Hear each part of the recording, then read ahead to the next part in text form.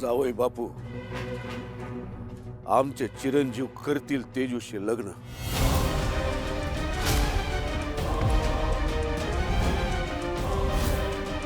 तेजूचा बायको म्हणून स्वीकार करतील ते.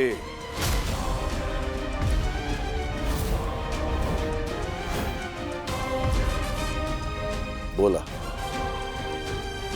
तुम्हाला ही सोयरी कबूल आहे का? डॅडी, पण शत्रू.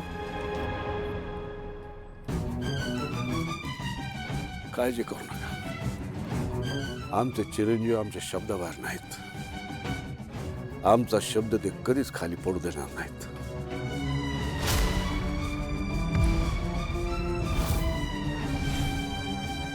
सूर्या, अरे हो म्हण, तुझे सगळे प्रश्न मिटतील.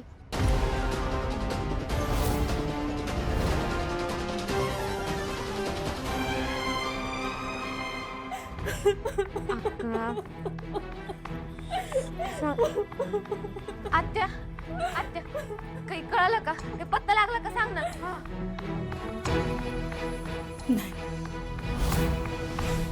त्या पाहुण्याची वाट बघण्यात काही अर्थ नाही आता. म्हणजे का? अगं काय बोलतेस तू? आणि मग आपल्या अक्काचं लग्न ते आता तेजूच्याच हातात आहे. म्हणजे मालकांनी बाहेर त्यांच्या चुकीचं प्रायश्चित्त म्हणून तेजूचं लग्न शत्रू संघ ठरवलंय.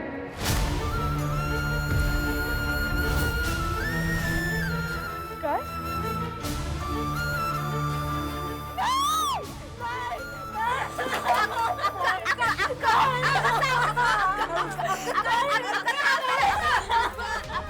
तेजू, अगं, मी समजावते. मला बोलू दे तिच्याशी. ऐका माझं नाव.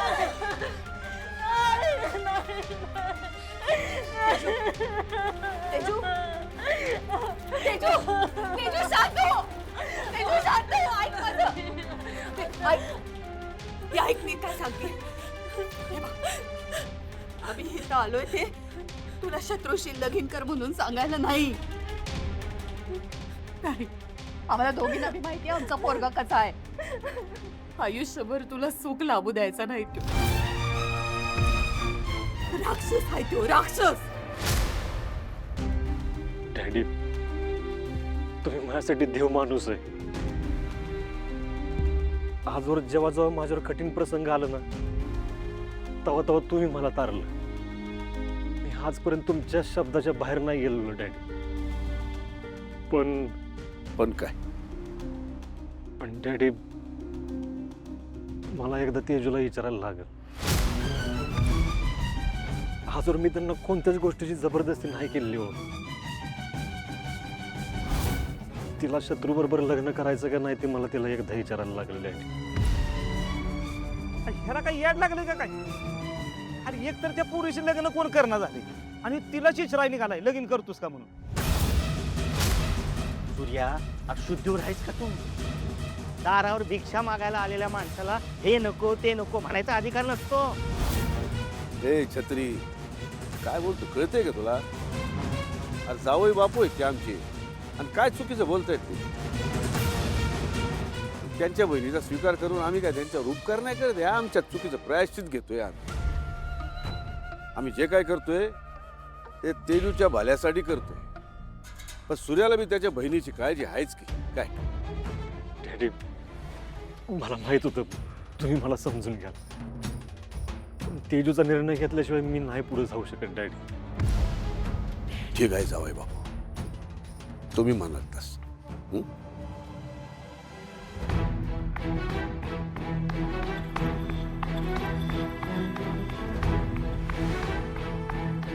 त्या अडीचं घराणे एवढं मोठं आहे, पोरीची 5 बोटं तुपात असतील आणि ह्यो होय नाही करतो. तर काय म्हणतात ना, दैवत येतं आणि कर्मण येतं. सूर्या, डॅडींचा निर्णय वाईट नाहीये. हर आपल्या तेजूचंच भलं होईल. नशीब परत परत फाटलेलं जोडून द्यायची संधी देत नाही सूर्या. सूर्या, नको लय विचार करूस. तेजूच्या लग्नाला होकार देऊन टाक. तेजूने जर ह्याला माझ्याबद्दल खरं काही ते सांगितलं ना, लय अवघडून बसत. ते आधी मलाच काहीतरी केलं पाहिजे. तेजू, तू एक काम कर. तू तू इथनं कुठं तरी लांब निघून जा आणि कुणाला बी कळू देऊ नकोस तू कुठं आहेस ते. इथं काय सांभाळायचं ते सगळं आम्ही सांभाळून घेऊ दोघी. आणि सूर्याला कसं समजावायचं ते बी बघू आम्ही. पण तू इथनं निघून जा. अक्का मालकांचा फोन येतोय, आपल्याला जायला पाहिजे. तेजू, ऐक माझं, हे लगीन नको करू का? नको करू, नाहीतर आयुष्यभर भोगावं लागेल तुला. त्या घरात अजून एक शालन नकोय मला.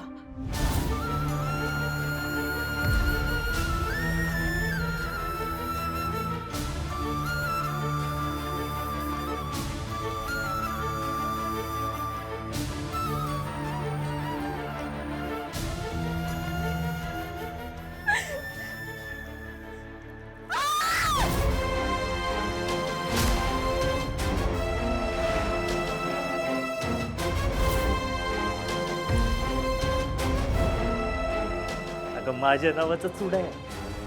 मग तूच फोडायला निघालीस तू. ए तू काय करतोय?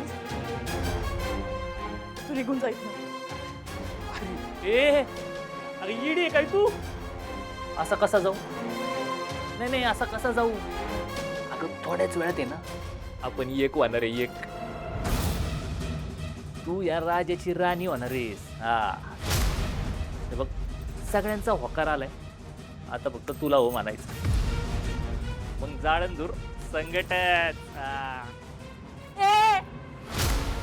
मला तुझ्याशी लग्न नाही करायचंय. अयो, तू तर मांजराची वाघीणच झालीस. तरी पण माझ्याशीच तुझं लग्न होणार. आता तुझा दादा आहे ना इथं येईल. तुझं कोमल मन काय म्हणतोय ना हे तुला विचारल. तुला काय करायचंय? तुला फक्त आहे ना या लग्नासाठी होकार द्यायचा आहे.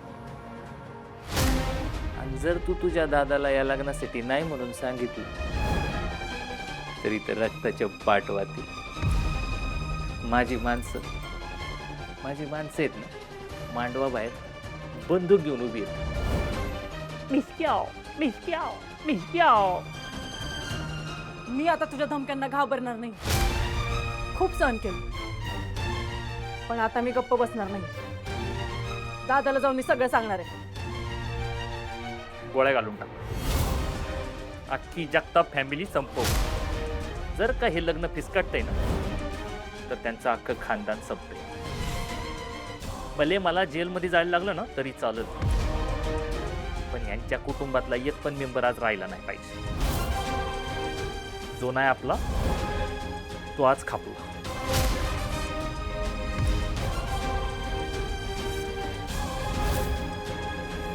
सूर्या, तेजूचं मत जाणून घ्यायला ते या मनस्थितीत तर आहे का? तुलाच निर्णय घ्यावा लागेल.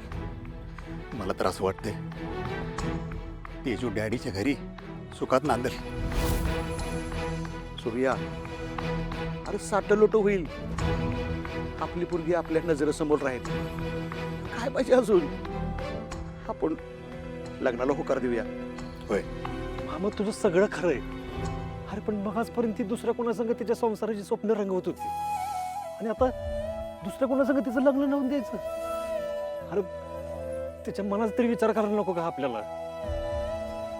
तिला मी कुठल्या तोंडाने सांगू तो पोरगा तयार नाही तू ह्याच्याशी लग्न कर म्हणून? जगातलं कुठल्या भावावर अशी वेळ येऊ नये बाबा. आज तेजूचं लगीन होणार. होणार म्हणजे होणार. दाजी होणार. इकडे बसायचं. हो, काय चाललंय तात्या तुमचं? आज तरी दारूपासून लांब राहायचं. कसा लांबलो बा, कसा लांबलो. आपण आज लय खुश आहे. आपल्या तेजूचं लगीन आहे आज. तात्या ए सूर्या, हे बघ, टेन्शन घेऊन काही होत नाही. बघ, काही होत नाही. आपल्या ही नशिबाची आहे ना ते तेच मला आपण काय कुणाचं नशीब नाही बोलू शकत तुझी आई भरला संसार सोडून निघून गेला तेव्हा मला बी लई वाईट वाटलं त्याच्या परत मी काही करू शकलो नाही बघ काही नाही आणि तू बी काही करू शकत नाही काही करू शकत नाही खरंच काय नाही करू शकत मी लई एकटा पडलोय तू जा कुठं आहेस तू मला गरज आहे तुझी वहिनी ओ वहिनी वहिनी तुम्ही लवकर मंडपात चला लग्न लागलं नाही लग्न करायला तो अमेरिकावाला मंडपातच नाही आला म्हणजे अहो तो चिठ्ठी ठेवून निघून गेलाय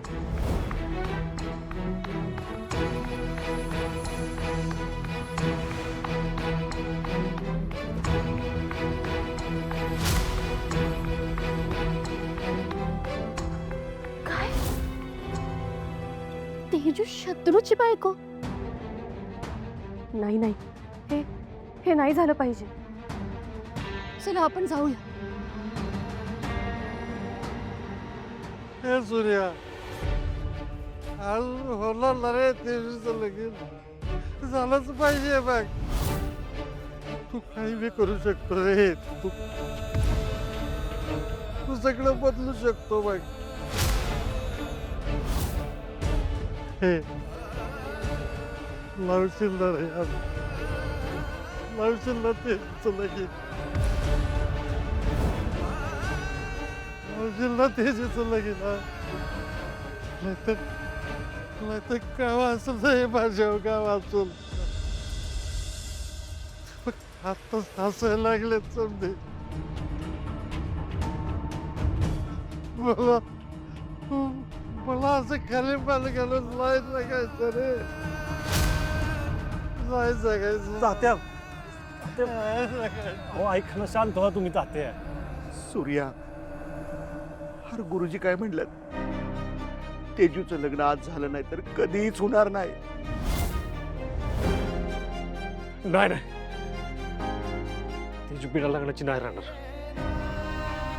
तिचं आयुष्य अंधारात नाही जाऊ देणार नाही जाऊ देणार या घराचं असं होऊ देणार नाही मी आज तिचं लग्न नाही ना झालं तर जीव सोडीन मी माझ्या बहिणीचं लग्न लावून देणार म्हणजे देणार आज इथनं तिच्या लग्नाची वरात निघल तर माझी अंत्ययात्रा निघल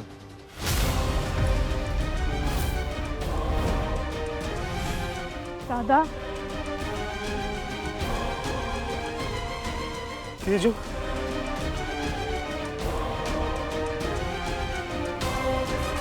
मला हे लग्न मान्य आहे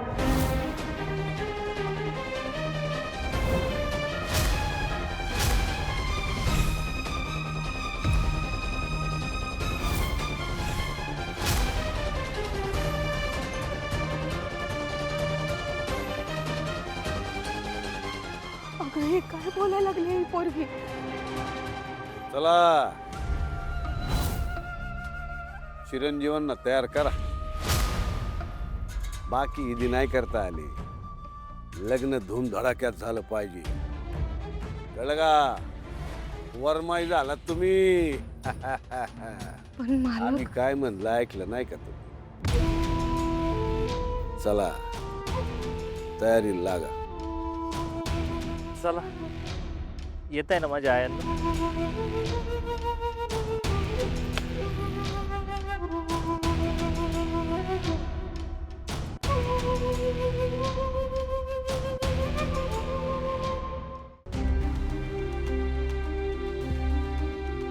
तेजू अगं हे काय करून बसली आहेस तू अगं हे काय करायला निघाली आहेस तू तुला तरी कळतंय तेजू तुझ्याशी बोलते मी अशी गप्प बसू नको बोल काहीतरी आता काय उरले बोलायला?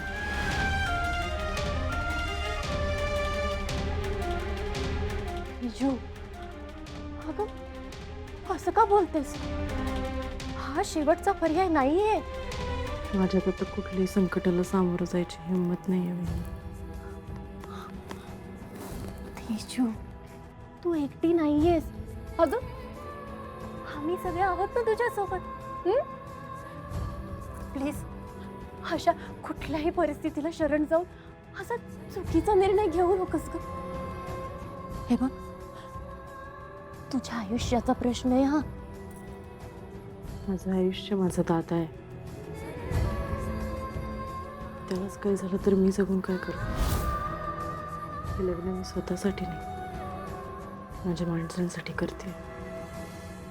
आज मी हे लग्न नाही केलं तर दादा त्याच्या जीवाचं काहीतरी बरं वाईट करून घ्या. ते मला सहन नाही होणार. अगं हे वेडाबाई, असं काही होणार नाही. सूर्य असं काहीही करणार नाही. तो सध्या टेन्शन मध्ये आहे ना, म्हणून काहीतरी बोलून गेला असेल. हे बघ, थोडा वेळ जाऊ दे, मग सगळं नीट होईल बघ. नाही होणार वहिनी. असं कसं नाही होणार? मी सूर्याशी बोल, त्याला हा निर्णय बदलावाच लागेल. हो.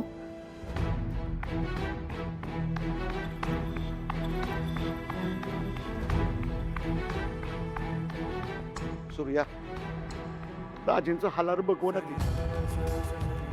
आपण आता सगळं चांगलं चाललंय हे बघून बरं वाटतं यार. कसं आहे ना मामा, नशिबाने एखादी गोष्ट आपल्यासाठी ठरवली असेल ना,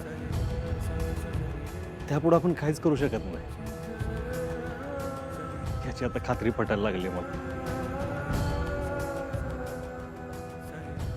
सूर्या, मला तुझ्याशी महत्वाचं बोलायचं.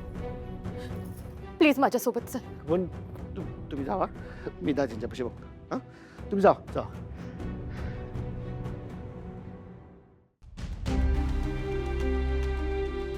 सूर्या, काय करतोयस तू हे? अरे म्हणजे समीर पळून गेला म्हणून तू आपल्या तेजूला कोणाच्याही गळ्यात बांधणार आहेस का? कोणाच्या पण नाही, शत्रूच्या. शत्रू माझ्या आत्याचा पोरगा आहे, तुझा भाऊ आहे तो. त्याच्याशी आपल्या पोरीचं लग्न व्हावं म्हणून लोक रांग लावून बसले असतील, पण त्यानं डॅडींच्या एका शब्दावर आपल्या तेजूला होकार दिला. सूर्या, तुला माहिती तरी आहे शत्रू कसा आहे? असं कसं मला माहित नाही? लहानाचा मोठा झालाय तो माझ्यासमोर.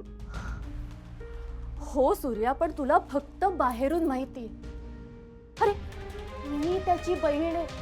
त्याचा स्वभाव, त्याचा गुण अवगुण, सवय, या सगळ्या गोष्टी मला माहिती. आणि हे बघ, मला फक्त आता एवढंच कळतं की तो आपल्या तेजूसाठी योग्य मुलगा नाही.